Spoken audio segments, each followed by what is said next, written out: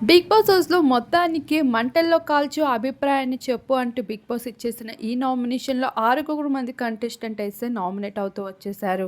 ఇందులో మొదటిగా ఆదిత్య, నిఖిల్, విష్ణుప్రియ, మణికంఠ, నాబిల్, నైనికలు అయితే ఈ నామినేషన్‌లో చేరుకున్నారు. ఇక ఈ నామినేషన్ నుండి స్కిప్ అయిన వారిలో యశ్విని, కిరాక్, సీత వీరందరూ చేరారని చెప్పుకోవచ్చు.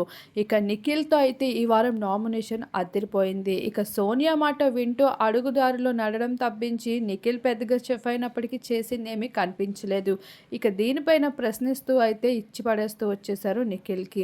మరొక వైపు మణికంఠకి కూడా కిరాక్, సీత, యశ్విని, నైనికలు అయితే ఇచ్చి పడేశారు. అసలు నీ మీద నీకొక క్లారిటీ లేనప్పుడు ఈ హౌస్ లోపలికి వచ్చి ఏం చేయాలనుకుంటున్నావు అంటూ. ఇక నైనికకి ఏకంగా నాబిల్ అయితే మరోసారి నామినేషన్‌లో అదరగొట్టేశాడు. వచ్చి కూర్చొని తినడం, పడుకోవడం మించి నువ్వు ఇక్కడ హౌస్‌లో పెద్దగా చేస్తుందేమీ లేదు అంటూ.